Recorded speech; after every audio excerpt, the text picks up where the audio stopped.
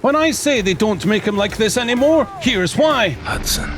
The guy was an ice cube. No, this guy's an ice cube. Hudson is General Hummel from The Rock, Ed Harris. Mason was voiced by Sam Worthington. Reznov's craziness was performed by Mason Verger, Lord Shen, Commissioner Gordon himself, Gary Oldman. With a cast like that, one of the grittiest Cold War stories ever told was brought to life, which begs the question, what happened to our beloved franchise?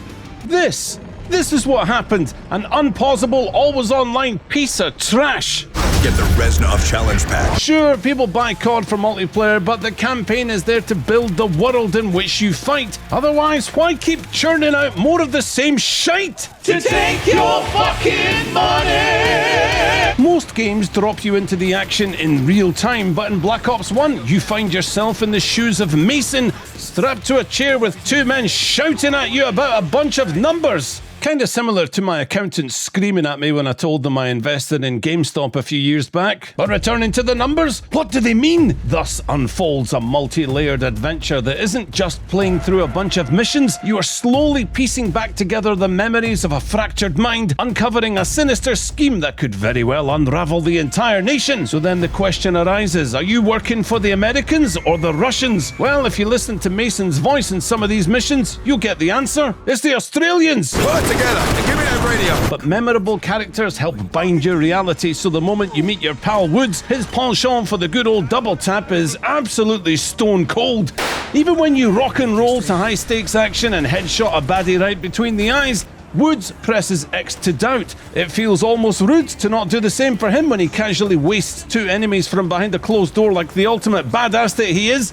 Sadly, I felt like a complete plum every time I tried it, but that's the least of our protagonist's problems. When I replayed the campaign this week on normal difficulty, anytime I was pinned down, death was coming at me from angles I couldn't even see. And to be fair, I'm a bag of shite when it comes to reacting to chaotic situations, but feeling that my doom would be upon me at any moment, it just raised the stakes of this extraction attempt out of Cuba. What really makes this game stand out as one of the last bastions of Black Ops campaigns is the moment you meet Reznov. Because Gary Oldman's prison riot speech is one of the most spine-chilling scenes ever, where we become fully immersed in a plot that first-time players will be scratching their heads over. Of course, most of these prisoners are going to be dead before dinner, but Reznov neglected to mention this in his 8-step course to freedom, and no refunds! Now, the smart cookies may think that they've already uncovered the secret twist within a handful of missions, but the writing is such that even if a new player does make the Fight Club connection, the real mystery that remains is the numbers. The game barely allows you to catch your breath as you're whisked all over the world, while the two men behind that interrogation chamber, they're running their pieces of red string across a very confused corkboard. But let them cook in their detective juices, I say, because nothing says covert ops more than Ice Cube disguised as the enemy and speaking Russian to them. У нас проблема.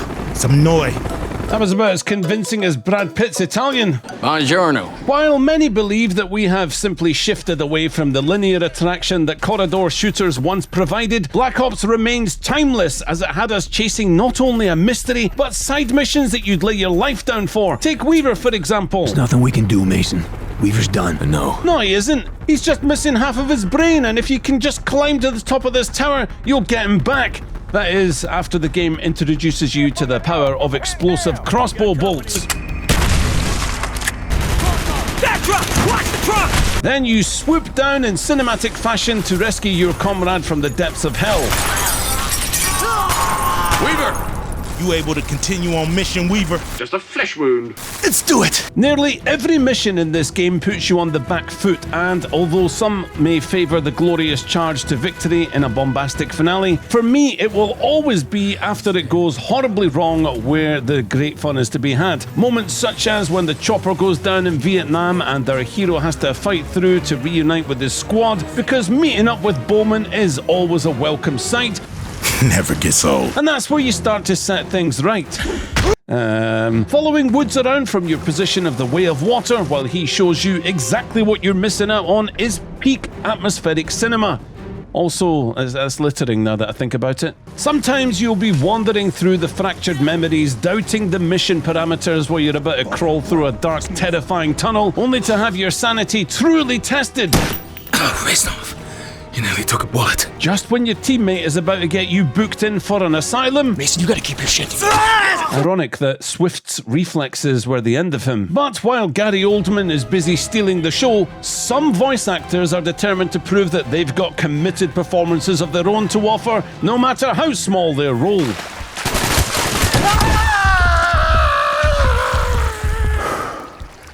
Perhaps when Gary heard that death scream that is used throughout the game, he demanded an extra role himself because he pops up in Kowloon as Dr. Clark, another key character in understanding the numbers. And as with all pivotal plot moments being tantalizingly withheld from us, all it takes with this chap is buying him some lunch. Think about what you have to lose. Some more glass, sir? You left it right to me! But Clark reveals his role in developing a deadly biowarfare weapon, and keeping him alive is easier than keeping myself alive amid those high rooftops of Hong Kong. And somehow it's worse when you're dying in the slow-mo sequences, but I feel compelled to share my stupidity with you all the same. However, I am not here to spoon-feed you every part of the plot. I'm here to say that the way this story was told, it helped transcend the genre of simply moving to an area, shoot enemies, planting charges, or piloting helicopters, sailing boats of mass destruction, or just riding motorcycles with aimbot shotguns. Actually, who cares about the story? That's fucking cool. But the Black Ops 1 campaign stood tall and proud by itself, and even if you shunned the multiplayer after completing the story, there's always the segue right into zombies mode, which is a great experience in its own right. But okay, you want to squeeze even more life out of the game? So squeeze those straps inside that damned chair until they snap, then just walk around to find yourself a computer that will happily accept your code for DOA, which stands for Dead Ops Arcade, a twin-stick shooter that sits buried beneath the main game, or you can type in Zork and play a classic text-based choose-your-own-adventure instead, which I'm amazing at, by the way. There are other codes you can enter as well, but none of them are as cool as those two, so yeah, who cares? What I love about Black Ops though is every time I replay this game, something else jumps out at me that I just didn't notice before. Perhaps it was a bit of intel that I missed, or maybe when playing as Hudson, noticing that there's a cool little elevated position fight where all the enemies are on the low ground. I think that's probably nodding to The Rock, where Ed Harris was General Hummel, and a bunch of Navy SEALs got completely obliterated, including Kyle Reese. But thinking back to the campaign, amidst the hijacked brainwashing of Mason, turning him into a conditioned psychotropic assassin that was nuttier than squirrel shit, the game's early tease of his handgun pointed at JFK gets a much darker insinuation right at the end, taking away that happy-clappy resolution and showing us that Mason may very well still be compromised. The remaining real question that OG COD players are still asking is, will we see the glory days return? No, not as long as there's a fucking battle pass to sell. I wake up, flex, I'm down that check. No drip, this wet. Tell 'em run it up. No sleep, no rest.